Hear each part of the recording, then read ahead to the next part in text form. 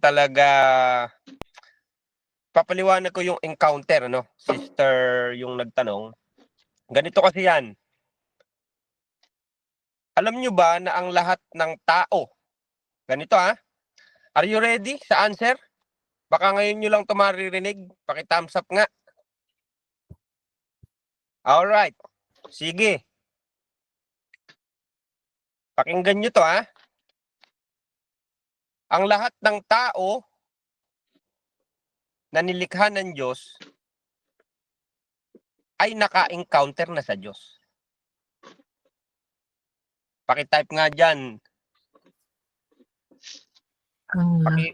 Paki-wow nga dyan, paki-wow. Ngayon nyo lang narinig yon. Lahat ng tao ay naka-encounter na sa Diyos. Hindi pwedeng hindi niya ma-encounter ang Diyos. Alright? Lahat ay naka-encounter sa Diyos. Hindi kasi pwedeng hindi i-encounter ni Lord ang tao. Alright? Siguro ang magandang tanong, paano mo ba malalaman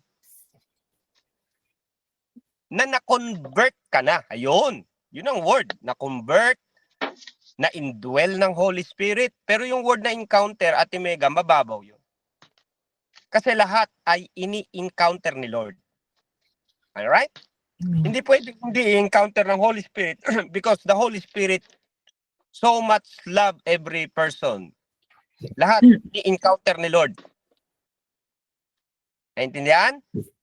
Kaya lang mapupunta sa impyerno ang isang tao na encounter man niya si Lord, ni-reject niya kasi si Lord. Naintindihan? Lahat ay in-encounter ng Holy Spirit because ang trabaho ng Holy Spirit is to convict. Conviction. So every person ay kinukonvict ng Holy Spirit until now, until today. Kaya ka lang nakakilala sa Lord kasi nung in-encounter ka ng Lord, tinanggap mo si Lord. Na-convert ka sa Christianity, tinanggap mo ang Holy Spirit. Lahat, mga Japanese, Muslims, lahat yan ay ini-encounter ng Holy Spirit and the Holy Spirit is very busy every moment, every seconds to encounter them. Nakukuha yung point ko? Nakukuha yung meaning? Yung word na encounter, lahat ay ini-encounter ng Holy Spirit. Tayo siguro, hindi natin alam, baka pang 734 times tayong in-encounter ng Holy Spirit, tsaka lang tayo na-convert. Noong elementary ka, may nagpuntang pastor, sinyerang ka na mahal ka ng Panginoon, hindi ka interesado, pero yun yung time na in-encounter ka ng Holy Spirit to repent, to accept Jesus Christ, but you reject and reject and reject and reject. Lahat ay ni-encounter. So, ang tanong, ang maganda sigurong tanong, paano mo malalaman, Brother Roland, na na-convert na po ako? Ganyan. Yung word na encounter, nakuha niyo ba yung point ko? Nakuha niyo yung point ko? Amen. Naintindihan yung ibig kong sabihin sa encounter? Kaya nga meron tayong hinihiling lagi kay Lord, Lord, encounter me once again, once again. Bakit once again, once again, once again? Di ba may kantang ganun yung Holy Spirit. Huwag na akong kumanta, baka hindi nyo ako ma-encounter. Okay? Pero kung tatanungin nyo ang encounter, lahat ini-encounter ni Lord. Naintindihan? Lahat ay ini-encounter ng Holy Spirit. Kasi hindi po pwedeng, alam mo ba na unless na hindi tayo i-encounter ng Panginoon, we cannot connect to God. Kaya tayo nakakilala kay Lord kasi siya ang unang nag-approach sa atin. Naintindihan? It is impossible na from human beings to encounter God. Laging from God, encounter human being. So, unang in-encounter tayo ni Lord. Ngayon, tinanggap natin na tinanggap natin talagang makasalanan tayo, kailangan natin ng tagapagligtas, kaya tayo na-convert.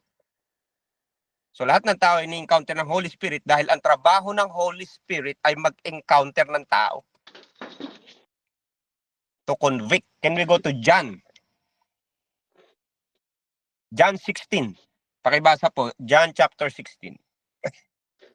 John 16 verse 7 siguro? 7 to 9. Anyone? Pakibasa po. Ayan, sige po. John chapter... Sige. Habang nagdadrive ako, naalala ko lang. Sige po, pakibasa. Anyone? Ako, marami pa tayong tanong. Isang oras na lang meron tayo. Sige. Magandang gabi po. Sige po, ako na po babasa. Sige po, pakibasa. Okay po. John chapter 16 verses 7 to 9 po, no? Nevertheless, I tell you the truth. It is to your advantage that I go away. For if I do not go away, the helper will not come to you. But if Yes. I go, I will send him to you. And when he comes, he will convict the world concerning sin and righteousness and judgment. Concerning sin, because they do not believe in me. Amen. Yes. So yung verse na yan, wag natin kakalimutan na ang Holy Spirit is very just. Hindi siya namimili ng taong i-encounter niya. Lahat ay ini-encounter niya to convict. Kino-convict niya yan in any other way. Kahit anong way yan, nakapanood siya sa TV about kay Jesus, na-encounter niya sa dreams, na-encounter niya sa vision, nade-depress siya, nilapitan siya ng Holy Spirit. Kahit anong lahi siya. Pilipino, Amerikano, Hapon, Muslim, kahit anong lahi ay ini-encounter ng Holy Spirit. Bakit? Kasi trabaho ito ng Holy Spirit. At ito ang nature ng Holy Spirit. Ang very nature ng Holy Spirit is to convict the sinner. Sabi ni John, iko-convict niya yung tao, sasabihin niya doon na makasalanan ka, kailangan mo ng tagapagligtas. Ang problema sa tao, kaya hindi nako-convert kasi nire-reject nila yon. Nire-reject nila yung encounter ng Holy Spirit sa kanila. So tayo, kaya lang tayo na-convert sa Christianity, tayo ay napabilang sa body of Christ, tinirahan tayo ng Holy Spirit kasi nung na-encounter natin siya, nag-agree tayo sa kanya. Inagrihan natin yung pagkakahipo niya sa atin. Naiintindihan? So hindi din natin alam kung ilang beses din nating ni-reject ang Holy Spirit before. Maybe 100 times, 1,000 times. Hindi natin alam kung kailan, kung ilang beses natin ni-reject yan. Pwede nga na uma-attend ka sa church, akala mo Christian ka na nung nasa church ka for 1 year, 2 years, and yet after 2 years, saka ka lang na-convert sa Christianity. So mas maganda doon, nasa loob ka ng church, mas maraming chance na i-encounter ka ng Holy Spirit. Mas maraming beses na pwede kang kausapin ng Holy Spirit kasi nasa loob ka ng church. Pero it doesn't mean na pumunta ka sa church, tapos 1 year ka na, 2 years ka na, ibig sabihin na-convert ka na. Walang ganon. Hindi lang natin alam kung kailan talaga dumating yung conversion sa atin. Yeah. So, nag-get muna yung word na encounter, Ate Mega, nag-get? Naintindihan po yon? So, ngayon, ayusin ko yung tanong. Brother Roland, paano mo naming malalaman na na-convert na kami? Tinirahan na kami ng Holy Spirit, naging part na kami ng body of Christ, naging children of God na kami. At kami talaga ay kabilang na sa iniligtas ng Panginoon. Kailan ko ito malalaman? Okay? So number 1, kapag ka na-encounter mo ang Holy Spirit at tumira ang Holy Spirit sa'yo, isang matinding ebidensya. Alam nyo kung ano ang isang matinding ebidensya? Bigyan ko muna kayo ng basic kasi baka laliman nating masyado. Hindi nyo mag-get yung pinopoint ko. Isang malaking ebidensya na ikaw ay tinirahan na mismo ng Holy Spirit. Number 1, pwede mong kunin itong basihan nitong siyam na ito. Remember the 9, Ate Mega? Remember that 9 na evidence? Fruit of the Holy Spirit. Exactly. Kahit makakuha ka lang ng isa dyan. Naintindihan? Kahit isa lang. Nagiget? Halimbawa, nakukuha mo na ngayong magmahal unconditionally. Kasi ang fruit ng Holy Spirit, yung siyam na yan, nung in-study ko, Ate Mega, lahat yan unconditional. Love, joy, peace, patience, kindness, goodness, faithfulness, gentleness, self-control.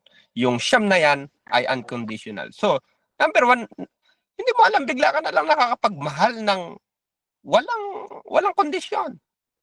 Number two, nagkaroon ka ng joy na hindi mo na-experience before. Kasi trabaho ng Holy Spirit, bigyan ka ng real joy, unconditional joy. Hindi yun joy na pinupuna sa toilet, Ate Mega, hindi yun, ha? Ibang joy yun. Minsan, dala rin yata sa mga jeep yun, ano? Sa ilong naman pinumumunas. Okay? Joy lambot yun, hindi yun, ha? Pero bakit ako merong ganitong klaseng kaligayahan na actually, ikukorek ko lang yung word na yun, Ate Mega, hindi nga siya kaligayahan. Ang word na ginamit ng Bible ay kagalakan. Naintindihan? So magandang yun, i-take note natin yun, ano? Dati ang gusto mo lang kaligayahan, pero ngayon binigyan ka ng Holy Spirit, kagalakan. Magkaiba yan eh. Sa Tagalog ng kaligayahan ay happiness. Ang English naman ng kagalakan ay joy. So magkaiba ang kagalakan sa kasiyahan at magkaiba naman ang happiness sa joy. So pangalawang ebidensya na malalaman mong na-convert ka na, tinirahan ka na ng Holy Spirit, nagkaroon ka na ng hindi maipaliwanag na joy sa iyong puso. Maybe nangyari sa iyo yan noong na-convert ka.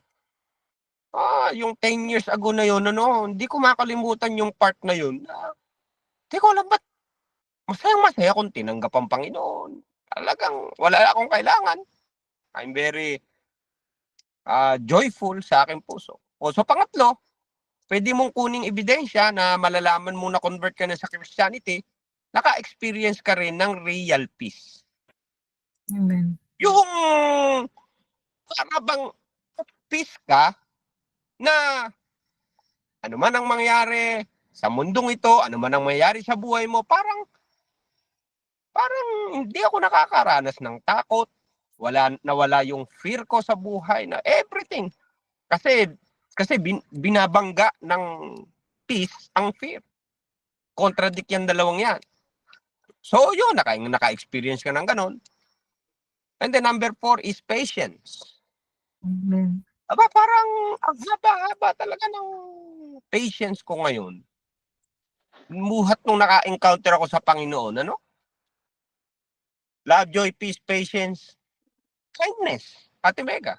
Hindi naman lahat. Hindi naman lahat ay kind sa iyo at ikaw din nung panahon na bago mo ma-encounter ang Panginoon. Goodness, faithfulness, gentleness, self-control. So yung siyam na yan, Ate Mega, binigyan ko kayo ng example, kahit isang beses na naka-encounter ka niya na unconditional, very evident yun na tinirahan ka ng Holy Spirit because only the Holy Spirit can produce that 9.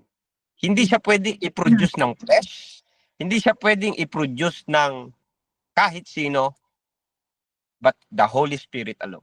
Siya lang ang pwedeng magbigay sa atin ng faithfulness na hindi maipaliwanag. Ng gentleness, hindi lahat gentle. Tama ba? Pero ikaw, bakit? Bakit nung time na tinanggap ko si Lord 2,000 years ago, nagkaroon ako ng ganong karakter. Nagkaroon ako ng self-control. So yung siyam na yan, Ate Mega, ay kung naka-experience ka niyan, na-convert ka, tinirahan ka ng Holy Spirit. At makikita mo naman yan, minsan, nawawala sa iyo yung ganong moment, tama ba? Tatanungin niyo naman ako noon, paano yun, Brother Roland, nung naka-encounter ako sa Lord, na-experience ko talaga diyang real peace na yan. Pero after a week, parang natatakot na naman ako, nagkakaroon naman ako ng fear. So meaning hindi na naman mamanifest sa yung fruit ng Holy Spirit. Kasi ang fruit ng Holy Spirit is manifestation of the Holy Spirit. Remember? Ganun naman talaga. Kaya lagi nga nating hinihiling yan, ang fruit ng Holy Spirit. Pero, na-experience mo siya, naranasan mo siya, nandiyan ang Holy Spirit sa'yo, anytime, pwede mo siyang ma-experience again. Kaya nga, sabi ko na lang, O Lord, encounter us once again. Give us the faithfulness once again, the kindness once again, patience once again, the joy, the peace, the love, everything na ibinibigay ng Holy Spirit sa amin once again. Pero it doesn't mean na tumanggap ka tapos hindi mo siya na-experience. It is impossible na convert ka sa Christianity tapos hindi mo siya naranasan. Walang ganon. So kapag hindi ka pa nakaka-experience ng agape love, ng real joy, real peace, patience, kindness, goodness, faithfulness, gentleness, self-control, maybe doubt ako na sasabihin mong na-encounter mo ang Holy Spirit. It is impossible. Pero kung halimbawa, naka-experience ka ng siyam na yan at least once, twice, thrice, or now. Kasi yan ang dala ng Holy Spirit. Yan ang isa sa conversion. So yun lang muna, Ate Mega. Basic lang yun, ano? Yes. Amen. Okay? So magkaiba ang encounter sa conversion. Lahat ay ini-encounter ng Holy Spirit pero hindi lahat nako-convert. Kasi nire-reject nila ang Holy Spirit. Okay? Amen. So, yan. Clear na clear, no? So, number Malinaw 2, ba yung luminaw ba yung kalabuan o lumabo yung kalinawan? Mega. luminaw yung kalabuan. Ayun, so lahat tayo encounter, no? Actually, marami yan. Ayoko nang mag-joke, baka seryosohin nyo eh. So, yan. So, okay na po tayo sa first Pagka question. nagbibigay ka na ng tithes ngayon, baka na-convert ka na talaga. Naging malinaw daw ang feelings. Ayan.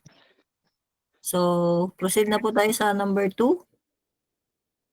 Sabi dito, sa 1 Timothy 2:10-12, di ko lang po maintindihan to. Madalas to ginagamit ng ibang relihiyon pag may nakikita silang nangangaral na mga babae.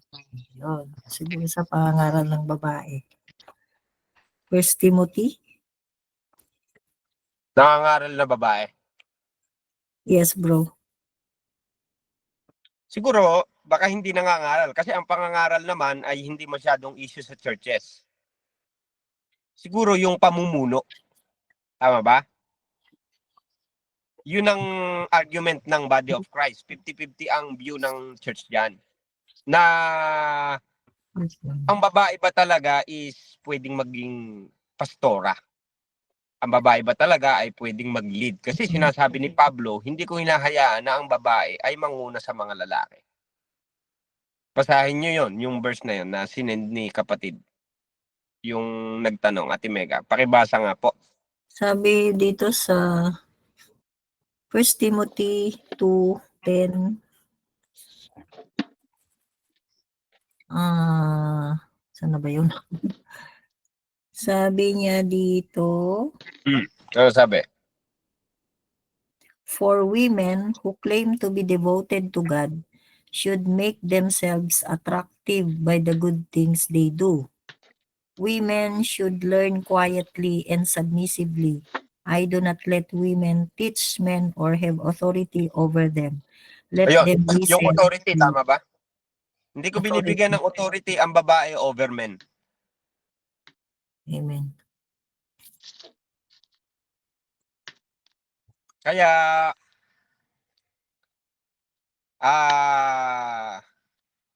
kayong mga babae, lagi dapat kayong may dalang masking tape. Masking tape.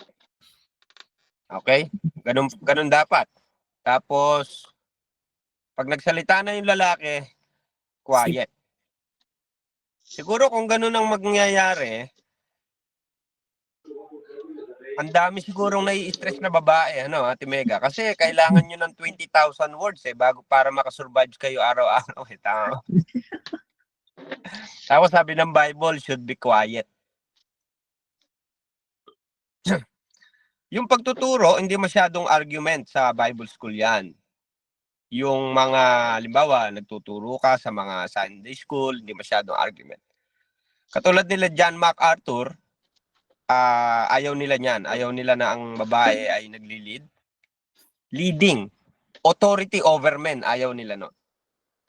Ang CCF, ayaw din nila yan. Christ Commission Fellowship, sila Bong Saking, Pastor Peter Tanchi.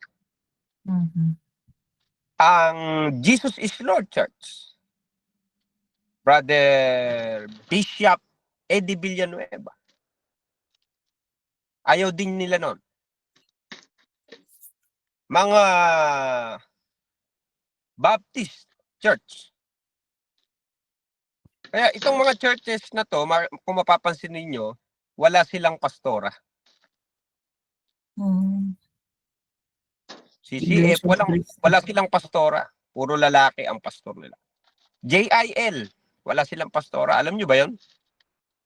Pero ang Baptist. Pero sa JIL may nagpipreach na babae dito. Paglilid. Ang sinasabi ko, Ate Mega. Pastor. Ayaw nilang mag-lead. Dito sa... Alam ko kila Ate Vicky, ganun din eh. BCF. Parang nabanggit ni Ate Vicky dati na pakicheck, nandiyan ba si Bing? Parang sa BCF din, ganun. Wala po. Yan si Bing. Sis Bing. Wala po. Yun, sino yun? Wala po sa BC. Nanay Ani po. Wala din po. Oo. Wala ring babae. Wala po. So kaya ako binabanggit sa inyo yung mga churches na yan kasi papakita ko sa inyo, gusto nating i-balance. Ang JCOP meron. Ang Life Giver, alam nyo naman ang mga anak ni Pastor Bishop Manny Santiago, puro babae yun, lahat yun, pastor yun. So, ang pagka sinilip mo naman, I think 2 months ago, napanood ko naman si Tetelestay. Si Tetelestay. Kilala niyo si Tetelestay? Sino yung Tetelestay? Opo. Okay. Pagka sa kanya kayo nagtanong, bawal talaga ang babae sa kanya. Hindi niya inaalaw na ang babae ay mag-lead sa lalaki. So, para masagot natin ng maayos, pinakita ko lang sa inyo yung 2 senaryo ng churches na pwede ninyong ma-encounter. Isang denomination na pwedeng magpastora at isang denomination na ayaw ng pastora. Kuya Roland, bakit nagkaganyan ang church natin na may church na isa lang naman ang sinasamban? Nga pala, ulitin ko lahat yan ay maayos na churches. Yung mga binanggit ko sa inyo lahat yan ay maayos na churches. Number 1, kasi ang problema talaga dyan, Ate Mega, is yung interpretation nung founder. Naintindihan? Founder muna, founder. Interpretation ng founder. Bago ko sa inyo sabihin ang Bible. Sino ba ang founder ng BCF? Sino ba ang founder ng JCOB? Sino ba ang founder ng CCF? So, kung sino yung founder, ano muna yung kanyang beliefs na nakalakihan, yun ang ia-apply niya. Katulad dito sa Japan, kung yung founder ay may ganoong mindset na bawal magpastora ang babae, baka hindi na spread ang gospel sa Japan, Ate Mega. Alam niyo kung bakit? Kasi nung araw, dito sa Japan, halos walang Pinoy na nag-a-abroad. At ang titigas ng mga lalaki dito sa Japan, hindi ganun kadaling mapasunod.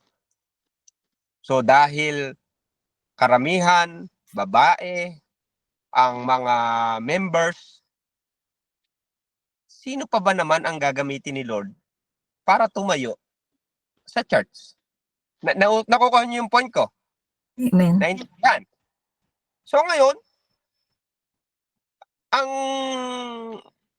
ang background kasi nung Timothy na binasa natin kanina, Ate Mega, kailangan tingnan natin muna yung panahon nila. Mhm. Nung panahon kasi na sinusulat ito ni Apostol Pablo, Ate Mega, alam nyo ba na nung araw ay, nung panahon nila Apostol Paul, ang tawag natin dyan sa Bible School ay patriarchal. Ganyan. Ibig sabihin, meron silang mga sinusunod talaga. At nung araw, Ate Mega, ang mga babae, nung panahon sinusulat ni Pablo to, hindi pinag-aaral. Alam niyo po ba yon? Hindi pinag-aaral ang mga babae. Parang mga Muslim, no? Para lang silang, ay, babae ka. Hindi ko pag-aaralin. Lalaki dapat. So, napag-aralan ko sa Bible School noon, ang history niyan, nagsimula yan kay Socrates. Si Socrates, isang philosopher nung araw, I think 400 BC. Before Christ, Ate Mega, paki-research nyo na lang, hindi pa dumarating itong ang ating Panginoong Jesus. Kapag ka ipinanganak ang babae nung panahon ni Socrates, ang tawag niya doon, isinumpa ka. Curse. Naiintindihan niyo yung ibig sabihin? Kaya may mga pagkakataon nung araw, 100 years before dumating ang ating Panginoon, karamihan pagka pinanganak babae, pinapatay, Ate Mega. Paano yun? Halimbawa, nako, babae, si Precious. Kung nung araw yon, nung araw na kultura, papatayin yun, Ate Mega, ganon. Hindi masyadong binibigyan ng atensyon ang mga babae nung araw. So, una sa lahat, titingnan muna natin yung kultura, bakit nagsulat yung author. Hindi ba tinuturo sa inyo yan sa hermeneutics ni Pastor Leo? Naituro ko na rin sa inyo, cultural background, panahon na isinulat kasi nakaka-apekto yun sa nagsusulat. So, sumunod pa dyan ay after ni Socrates, bago si Aristotle, meron pang isa nakalimutan ko yung pangalan Plato yata ang pangalan Research nyo na lang. Na sinasabing kapag ka ang babae, pagka ikaw ay babae, automatic alipin ka dapat ng lalaki. Ngayon, para masagot natin yan, inabutan ito ngayon ng New Testament na binabasa natin. Pansinin ninyo, may pinakain na 5,000 Ate Mega, hindi isinamang bilang yung babae. Ang binibilang lang sa Bible, lalaki. See? Naintindihan? Kasi nung araw, ang binibigyan lang lagi ng authority, lalaki, puro lalaki. At inabutan ito ni Apostol Pablo na ang kultura nung araw, ang mga babae ay walang alam. Ang babae hindi nag-aaral. Ang mga babae ay itinrain ng society ng Roman Empire. Panahon din ito nila, kalakasan din ng Middle East, ng Egypt nung araw. Ang mga babae ay hindi talaga sila binibigyan ng authority over men. Kasi nung araw, puro patayan din, Ate Mega, sakupan ng bansa, ang kailangan lumusob, mga lalaki. Ang tinitrain, lalaki, puro lalaki. Kaya noong nagsusulat na si Pablo, sabi niya, tumahimik na kayong mga babae. Ang natukso din naman nung anong araw na nauna ay si Eva, hindi naman si Adan. Yung ang ginawang ni Paul pahubag loob doon sa kanyang audience eh. Naintindihan? So ganito, nung araw, ang mga babae ay sumusunod lang sa lalaki, alipin ng lalaki ang babae. Nakukuha niyo ibig sabihin. Hindi sila nag-aaral, kaya sabi ni Pablo, tumahimik kayo. Now, pagdating ba kay Lord, may difference ba talaga ang lalaki at babae? Oo. Pagdating ba kay Lord, may difference ba talaga si lalaki at si babae? No. Wala po. Oh, yun naman eh. Wala namang pinipili si Lord. Lahat niligtas niya, lalaki at babae. Lalaki at babae, binigyan niya ng Holy Spirit eh. Amen. So yung mga nagsasabi na nami-misinterpret itong sinabi ni Apostol Pablo, kasi hindi tinitingnan yung kultura nung nagsusulat si Pablo. Actually, sa panahon natin ngayon, kahit lalaki ka, tumahimik ka kapag hindi ka nag-aaral. Yun lang ang point ni Pablo ron eh. Hindi mo alam yung sinasabi mo. Eh ngayon, mas palaaral ang babae eh. Tama ba? Mas masipag, babae eh. Mas may puso, babae eh. Tama ba?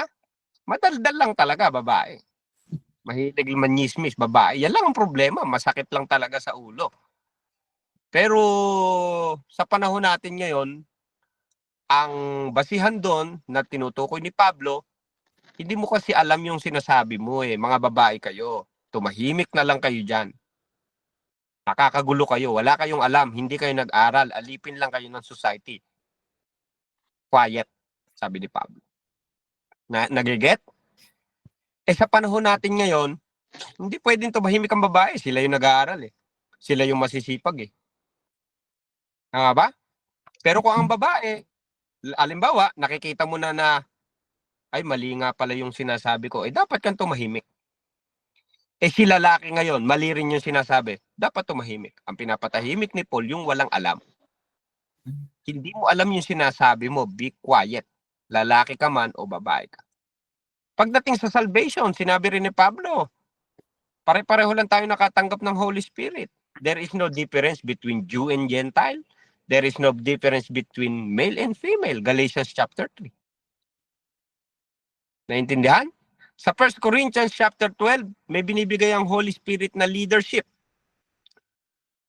Kung sino raw yung may gift to lead, lead. Wala siyang sinabing lalaki o babae. Kung may gift ka ng leadership, then lead. Lalaki man yan o babae. Kasi, pansinin mo Ate Mega, binigyan ka ng gift ng Holy Spirit na mag-lead, tapos patatahimikin ka ng tao. Sino pakikinggan mo? Si Holy Spirit o yung tao? Si Holy Spirit. O yun naman pala eh. Huwag kayo makinig doon sa nagdi-distract sa inyong mga babae na mamuno. Mamuno ka kung pinamumuno ka ng Holy Spirit. Pero kung halimbawa na hindi ka pinamumuno ng Holy Spirit, eh be careful. Tumahimik ka, lalaki ka man o babae. So yun Ate Mega. Kaya hindi po pwedeng ganito kasi, no? Pagka ang gusto lang nating pakinggan yung emosyon natin. Halimbawa, galit ka sa babaeng leader. Pwede mong gamitin yung verse na yan. Nakukuha niyo sabihin? Oh, ito, nasa Bible, tumahimik daw ang babae kasi galit ka sa babae, babaeng leader. Nakikita niyo yung deception sa atin? Kaya nga ako, pagka sumagot sa inyo, outside muna ang emosyon dito. Kasi pagka emosyon ko ang sasabihin ko, pwede ko kayong ma-mislead. So pag may galit ka sa isang pastora, huwag mo idama yung Biblia na para mag-agree lang sa'yo. Naintindihan? So ganun po yun. Respect nyo ang inyong pastor, lalaki man yan, o babae. Mahalin nyo yan, may pagkatawag sila. Ngayon, kung halimbawa, na gusto nyo pa rin pakinggan yung emosyon ninyo, yung feelings ninyo, it's up to you. Haharap kayo sa Panginoon someday. Remember, ang sabi ng Bible, Hebrews 13:17, Be confident in your leaders. Submit to them. Naintindihan? Lalaki man siya o babae siya. Walang specific na sinasabi ang Bible. Ngayon, kung halimbawa, nasa church ka ngayon na puro pastor lang, tapos someday napunta ka sa ibang church na mayroong pastora, sana maalala mo yung sinabi ko. Dinala ka ng Panginoon dyan, kahit sino pwedeng gamitin sa'yo. Kung si pastora mo, hindi alam ang sinasabi niya, doon lang siya pwedeng tumahimik. Hindi mo alam yung sinasabi mo, bakit ka nagli-lead ng ganyan? Kahit naman lalaki yun, both naman yun eh. So hindi po pwedeng kukunin natin yung isang verse na yon, tapos gagamitin na natin yun sa mga babaeng nagli-lead. May cultural background yun, Ate Mega. Amen. Pwede gamitin ng demonyo sa inyo yan para mawalan kayo ng confidence sa mga leaders na babae. Naintindihan? Pero pag alam mo, maayos ang doctrines mo, maayos ang heart mo, maayos ang interpretation mo sa Bible, kahit may nakakatampuhan kang leader na babae, pastorang babae, hindi mo siya susuwagin. Bakit? Kasi alam mo na anointed ito ng Panginoon, nilagay ito ng Panginoon, may calling ito sa Panginoon, I need to respect ito, lalaki man ito o babae. So yun lang yun. I hope ang Siblings for Christ maayos tayo sa doctrines na yan. Naintindihan po? So doon sa mga sa inyo naman na mga kasama ko rito na wala kayong pastorang babae, i-respect nyo rin yung founder. Kasi yun ang gusto ng founder eh. Siguro nung panahon na yun, talagang ang mga babae ay masyadong magulo sa church. Tama ba? Hindi nakakatulong. Kung puro lalaki halimbawa ang ginawang pastor, walang babae, nag-prosper naman yung church ninyo, ang daming na-save, ang daming na-produce na pastor na lalaki, nakabuti yun. Kung yung church nyo naman, nag-produce ng maraming pastora, na-expand ang church, lumago ang church, mabuti. Lahat ay gagamitin ng Panginoon sa kanya-kanyang pagkatawag. Kaya kailangan, lalo na kung halimbawa, ako katulad ko rin, 6 years ago lang ako napunta sa JCOB.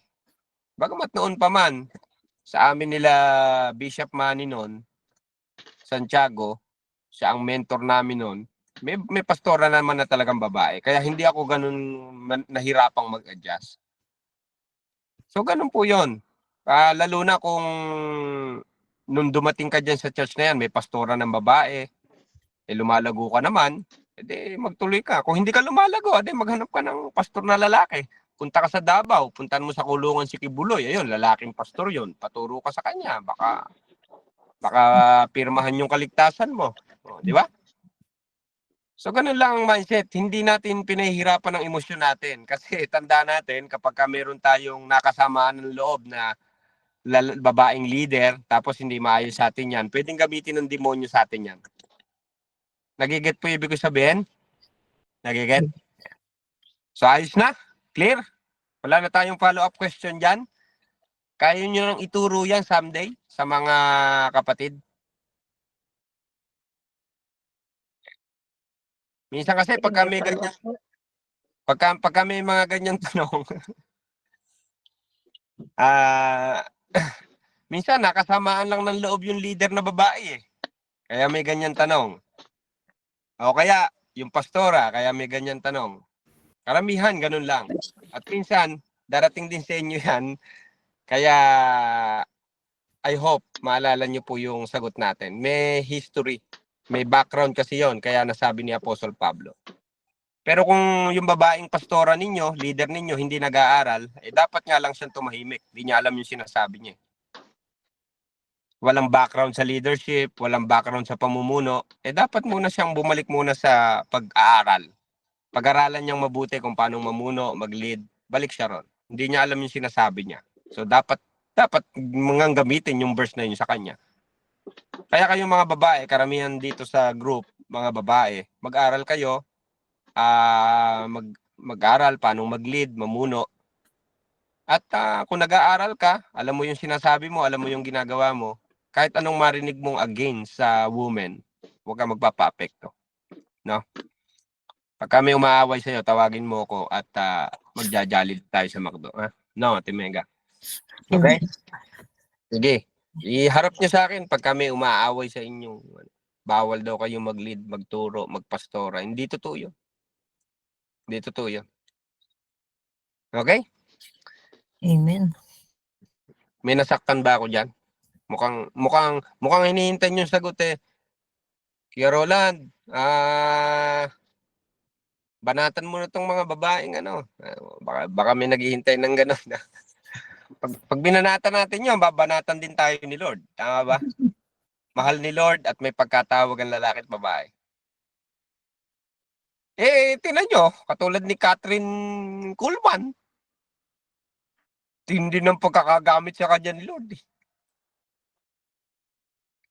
Dami kong kilalang mga babaeng, mga mighty woman of God. Pero kung babae ka nga, tapos hindi mo nang alam yung sinasabi mo, tapos ayaw mo pang tumahimik, talagang nakakayamot kang babae ka. Naiintindihan?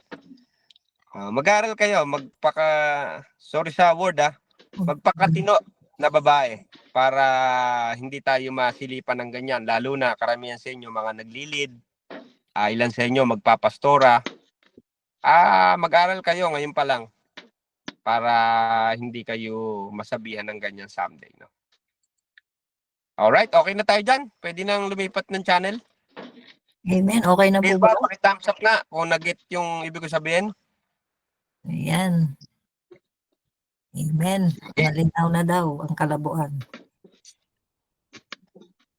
Ayan. So, number 3 question. Proceed na tayo.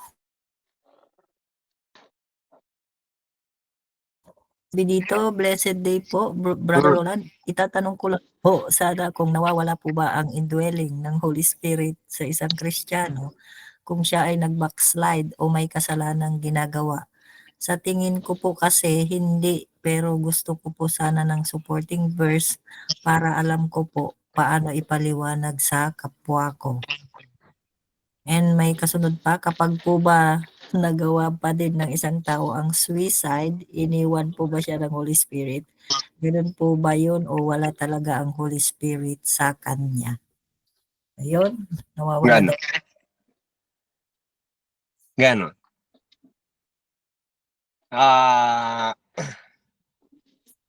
Ano yung unang tanong? Nawawala ba ang indwelling? Ang indwelling ng Holy Spirit sa isang Kristiyano kapag nag-backslide o nakagawa ng kasalanan. Kung nawawala yung Holy Spirit, hindi niyo naman tatanggapin na ang Holy Spirit ay indwelling. Ay, nagkamali yata ako ng pinasukan na. Induling yung ganon. Pero ang Lord natin ay hindi duling. Alam niya kung sino ang talagang anak ng Diyos, mananampalataya ng Diyos. So, nung araw kasi, parang naituro ko na sa inyo sa Doctrine of the Holy Spirit. Ano, Ate Mega? Yes bro, sa indwelling. Sa Doctrine of the Holy Spirit kasi, sa pagkakaalala ko, nung araw, sa Old Testament, meron tayong tinatawag na selective indwelling. Amen. Remember the word? Selective indwelling. Pag sinabing selective indwelling, pumipili lang si Lord ng isang tao na may believers or unbelievers, righteous or unrighteous. Alam nyo ba na kahit unrighteous ay sinasamahan ng Holy Spirit? Selective indwelling ang tawag doon. Marami siyang mga ginamit na hindi mananampalataya. So, nung araw, ang Holy Spirit ay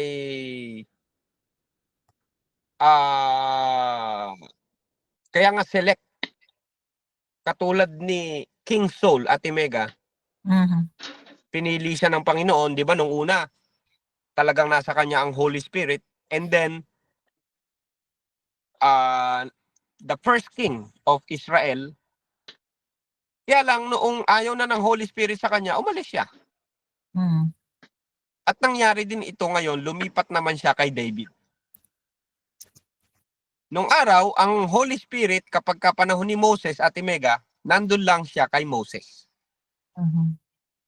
Remember, wala siya sa Israel. Wala siya sa mga Israelites noong araw. So ganun ang commitment ng Holy Spirit sa Old Testament. Pagka ginagamit kasi yan Psalms 51. Psalms 51, sinasabi diyan na ang Holy Spirit ay sabi ni David noon, don't cast away your spirit from me. So ganun muna, nung araw nawawala ang Holy Spirit.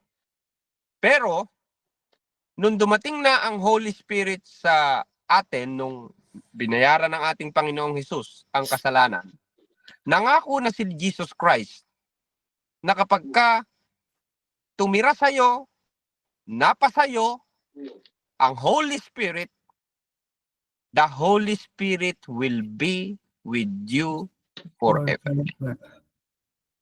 Naintindihan? The Holy Spirit will be with you forever. Forever. I think John chapter 16, paki-research nyo ngayon. John 14:16, bro. 14:16, tama? Pakibasa nyo ngayon, John 14:16. The Holy Spirit, I will I will ask the Father. send my advocate to you. Parang gano'n. Sige, pakibasa nga po yun. The Holy Spirit will be with you forever, sabi ng Panginoon. Sige po, pakibasa. Ayan. Sabi niya, and I will ask the Father, and He will give you another advocate who will never leave you or be with you forever. Ayan. Will never leave you. Hindi ka iiwan. The Holy Spirit will be with you forever. Forever. Pag sinabing forever, ano ibig sabihin ng forever, Ate Mega? Forever 21? Forever 21. Eternity, eternal. Forever See? and ever. So dapat ganun ang pagkakakilala natin kay Holy Spirit. The Holy Spirit will be, hindi nga with you diyan kasi will be, the Holy Spirit is now with you and will be in you, sabi ng Panginoon. So ang Holy Spirit will be in you forever. Kaya nga ang sabi ni Pablo sa atin, we are now the temple of the Holy Spirit. Hindi niya talaga tayo iiwan kahit na ano mangyari. Pero parang meron siyang follow-up question. Ano yung pangalawa, Timeka? Yung nagpakamatay daw, may Holy Spirit ba yun o wala? Suicide. Nung panahon ni Judas, hindi pa indwelling ang Holy Spirit that time. Remember? Nagawa niyang mag-suicide. Sa tingin nyo, may Holy Spirit ba si Judas nung nag-suicide siya? Pakitype po sa comment section. Gusto kong malaman ninyo. Yes or no? Nung nag-suicide si Judas, yung Holy Spirit ba sa kanya ay, yung Holy Spirit ba ay na kay Judas? Indwell ba siya ng Holy Spirit? Yes or no? Pakitype po. Yes or no? Indwell ba ang Holy Spirit kay Judas nung nag-suicide siya? Yes or no? No.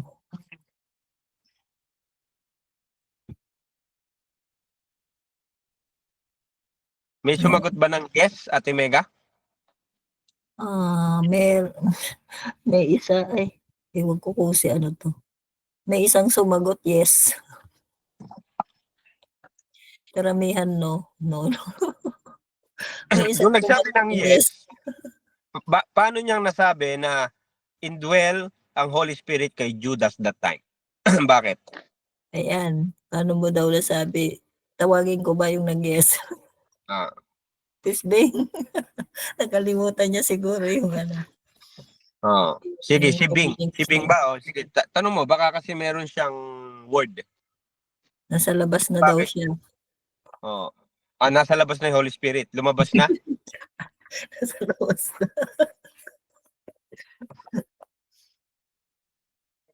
Ayun. Absolutely no. Amen. Kasi ise-send lang ang Holy Spirit kapag umalis na si Jesus. Amen. Okay? If I go, sabi niya gano'n. So, hindi siya indwell ng Holy Spirit nung nag-suicide siya.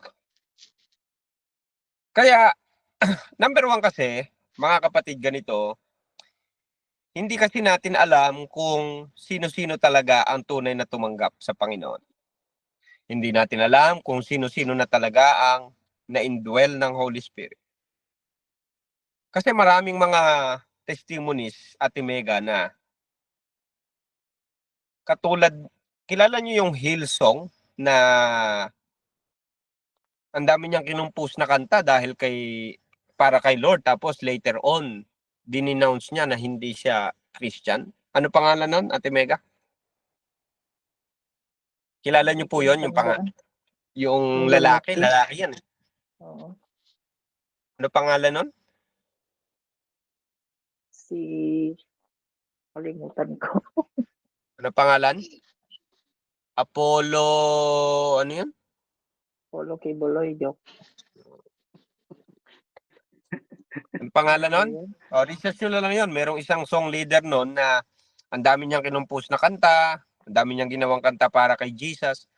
Later on, ayaw na niya kay Jesus, dinidenounce na niya. Ano yun, ha?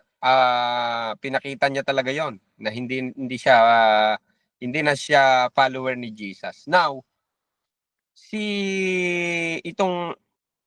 yung taon to, isang patunay na makikita natin na kahit ang dami mong na-compose na kanta, ang dami mong na-share na Word of God,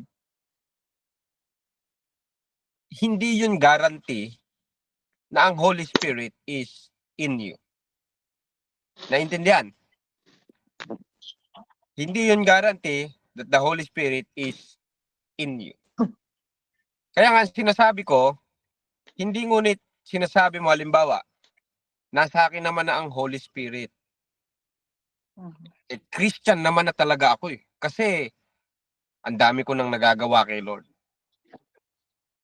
Ako pa nga ang nagpapatanggap sa mga tao eh. Alam ko ang lahat ng Bible. Alam ko I am the righteousness of God. Pwede tayong ma-deceive ng kaaway pagdating sa ganon. Ang isasagot ko lang dyan, Ate Mega, kung ibang tao ang tinutukoy natin na halimbawa po ang isang tao nag-suicide, pupunta po ba siya kay Lord? Hindi na natin yun problem. Amen. Si Judas ba, Brother Roland, ay save or not? Hindi na natin yun problem. Pagdating sa salvation, mga kapatid, ganito ang gawin ang dapat na karakter natin. Wala tayong kailangan siguraduhin na ligtas yung sarili muna natin. Yun lang yun. Ikaw mismo sa sarili mo. Now, ganito. Kailangan mong bantayan yung sarili mo pagdating sa stress, depression, etc. Paano kung halimbawa ang suicide ay isang patunay na hindi talaga nag-indwell sa iyo ang Holy Spirit? Kasi tandaan natin, Ate Mega, hati pa rin ang teachings pagdating sa suicide. Tama ba? Yes. 50-50 pa rin ang view ng theologians diyan. Kaya ako, hindi ko ini-encourage kayo na kunin nyo 100% na kapag ka nag-suicide ng isang tao is safe. Okay? Bagamat hindi ko alam kung na-indwell ba siya or not. Ano niya yun? Tawag dito, dealing niya yun with the Lord. Between she or he believe in the Lord or not. Hindi ko alam yun. Kaya sabi ko sa inyo, sarili ko lang ang masasabi ko na, halimbawa, ano ba talaga ang salvation ko sa Panginoon. Sarili ko lang nakaligtasan ang kaya kong panghawakan. Salvation ni Richelle, hindi ko pwedeng sabihin yun, ligtas ka, Richelle. Naintindihan? Ikaw, Ate Mega, hindi ko pwedeng sabihin ligtas ka, save ka. Ikaw ang nakakaalam kung sino ka kay Lord.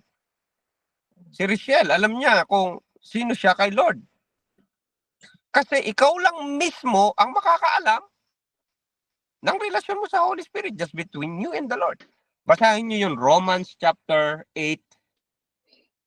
Tingnan nyo nga yung ano. Tingnan nyo nga yung 8:14 ba yan? Research ko nga.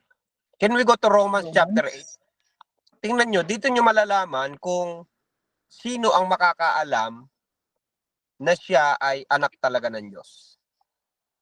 Mhm.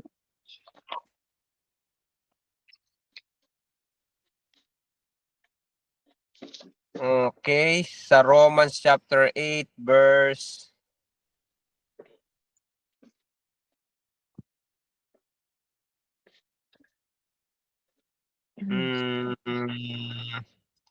also give life.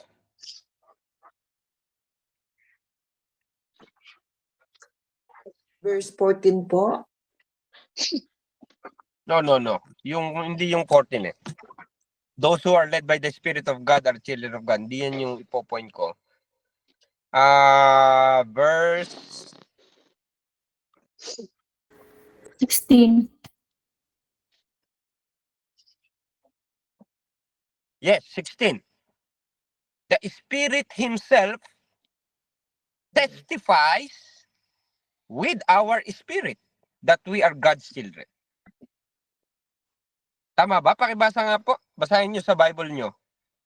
Romans 8:16, yung espiritu mo lang ang makakaintindi sa Holy Spirit just between you and the Lord. Kung talagang ikaw ay anak ni Lord. Tingnan mo, Ate Mega, pakibasa po. Sabi niya, Romans For 8:16. His Spirit joins with our spirit to affirm that we are God's children. So yung To ginamit affirm. dyan na word, to affirm.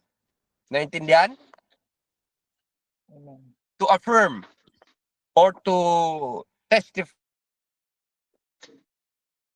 sa ibang translation that we are God's children. Yung spirit kasi ang tao, meron siyang body, soul, and spirit. Yung espiritu lang niya mismo just between yung tao na yon at yung Holy Spirit, sila lang ang nagkakaugnayan kung sila ba ay talagang, kung siya ba talaga ay anak ng Diyos. Siya lang ang nakakaalam. Amen. Kaya ako, kahit na halimbawa, magpe-pretend ako sa inyo, I'm Christian, tapos nagsiserve ako, tapos in my heart, in my spirit, alam ko naman sa sarili ko, hindi ako anak ng Diyos eh. Pwedeng mangyaring gano'n, Ate Mega. Naintindihan niyo po yung ibig sabihin? Kaya ang pinapayo ko nga sa inyo, siguraduhin lang ng spirit mo that you are God's children, that you are the children of God. So, yun ang asikasuhin natin bago yung spirit ng iba. Alam mo ba sa sarili mo na ikaw ay anak ng Diyos? Kung kahit anong mangyari sa iyo, you are saved, you are indwelled by the Holy Spirit. Pero paano naman kung halimbawa nag-suicide ka kasi nung pala talagang alam mo sa sarili mo na hindi ka naman talaga anak ng Diyos. Yun ang very dangerous. Kasi kung halimbawa nagnakaw ka, makukulong ka, pwede mo pang tanggapin si Lord. Pwede ka pa pabalik loob sa Lord. Napasok ka sa sexual immorality. Napunta ka sa wrong teachings. Pwede kang i-recover ni Lord. Pwede kang i-save ni Lord after that. Pero kung ang magiging solusyon is suicide, parang hindi siya paano ka pang sasaluhin ni Lord sa pagkakamali mo na yon? Eh mabuti nga kung indwell ka ng Holy Spirit that time. Kung ikaw ay children of God na that time, wala namang problema yon, Ate Mega. Eh paano kung hindi? Yun lang ang sinasabi ko. Kaya nga ang asikasuhin natin, whether save ba ang mag-suicide o hindi, dapat hindi ito pumapasok sa isip natin. No matter what happened. Unbelievers nga, hindi pumapasok sa isip nila yan. Maraming gano'n. Ate Mega, alam nyo ba yan? Unbelievers, hindi magagawa yon. So dapat, ganun din ang mindset natin. Bagamat, hindi ko alam kung ano ang sagot dyan, Ate Mega. Ayokong pakailaman yan. Yaang okay ba mag-suicide o hindi. Basta ang alam ko lang, ayaw ni Lord na gawin natin yun. Naintindihan po yung paliwanag ko, Ate Mega? Dapat hindi siya pumapasok sa isip natin kung sinasabi natin nasa atin ng Holy Spirit, anak tayo ng Panginoon. Eh, sabi ko nga sa inyo, unbelievers nga. May maraming unbelievers. Hindi pumapasok sa isip nila yon. Eh, dapat tayong mga believers, ganun din ang mindset natin. Naintindihan po? Amen. Yan. Amen. Nag-get ba? Paki-thumbs up nga po yon kung nag-get yung paliwanag na ganon. So, kung mayroong pumasok sa inyo ng suicidal thoughts, i-denounce yan, alisin yan, itapon yan, dahil ang guarantee ko lang sa inyo na pwede kong isagot sa inyo ngayon, right this moment, ayaw ni Lord ng suicide. Ayaw ni Lord. Ayaw ni Lord. Kung Bible ang tatanungin natin, kung save or not, I don't know. Just between your spirit and the Holy Spirit alone. Kung may kilala tayo nag-suicide, paubaya natin siya sa Panginoon. Dealing nila yon with the Lord. Ang asikasuhin natin, yung sarili nating espiritu, sarili nating stress, sarili nating depression, sarili nating problem. So, ang i-doctrine natin sa isip natin, God hates suicides. Ayaw ni Lord ng ganong karakter, ayaw ni Lord ng ganong action sa bawat isa sa atin. So, yun lang. Para lumakas ang loob natin, tumapang ang loob natin, eh, hintayin natin kunin ni Lord ang buhay natin. Pupunta naman tayo ron eh. Tama ba, Ate Mega? Lahat naman tayo pupunta ron. Ganun ang ending natin. Huwag tayong mainip. Amen. Enjoy natin ang buhay. Maraming mga gusto pang mabuhay. Diba? Mga naghihingalo na, gustong dagdagan ng buhay. Tapos, tayo pa namang mga Christian, gusto na nating tapusin ang buhay. Parang hindi naman ganun ang mindset ni Lord. Kaya, siblings for Christ, patatagin, palakasin ang sarili. Sabi ni Pablo, to me, to live is Christ pa rin. Mabuhay tayo kay Kristo. Okay ba yung sagot natin na yun, Ate Mega? Naintindihan po ba? Amen. Ang Holy Spirit po ba ay nawawala? Hindi nawawala ang Holy Spirit. Nag-grieve natin ang Holy Spirit, sabi ni Apostle Paul. The Holy Spirit is in you forever and ever. Kaya ka save, kaya ka anak ng Diyos because of the Holy Spirit. Hindi nawawala, hindi umaalis. Very clear ang scripture. Kung totoong Christian, kung totoong na-convert, tinirahan ng Holy Spirit, the Holy Spirit will be with you forever and ever. Sabi ng Bible, the Holy Spirit will never leave you and never forsake you. Okay. Clear po ba yung sagot, Ate Mega? John 14:16. Yan ang panghawakan natin verse. Parang ang naalala kong tanong, ano po ba ang mga backup na verse dyan? O yun, John 14:16. Yes. The Holy Spirit will be with you forever. Kung about naman sa suicide, God hates suicide. Ayaw ni Lord, no? Ayaw ni Lord. No? Okay. Next, Ate Mega, meron pa ba? Amen. So far, wala na, bro. Yun Okay. lang ang mga Praise the Lord. Okay, ade pahinga na tayo. Tama ba? Okay. Sige. So, pwede na tayong mag-closing prayer. Siguro, kung meron dito yung last question natin, I want to pray. Bawat isa sa inyo, kasi pwede tayong atakihin bawat isa sa atin ng ganitong spirit. Let's pray. Very simple prayer. Paki-thumbs up nga, pwede na tayong mag-pray about yan sa ganyang spirit. Let's pray. Andiyan pa ba kayo? Short lang, short lang. Father, in the name of Jesus, once again, we thank you, Lord. Salamat sa gabing ito. Right now, Lord, ang Holy Spirit na nasa amin is very powerful in any depression, in any stress, in any problems. The Holy Spirit is very, very powerful. Ang mahina lang talaga lagi, Panginoon, ay ang aming emosyon, ang aming soul, ang aming flesh. Minsan, kulang lang kami sa tulog, kulang lang sa pahinga, kulang lang sa pagre-rest, at higit sa lahat, kulang lang sa maayos na fellowship with the Holy Spirit and the Word of God. Kaya Lord, ipaunawa mo sa amin yon, anuman ang atake ng demonyo, anuman ang deception and lies ng demonyo sa amin, ay hindi makakapasok through the Word of God.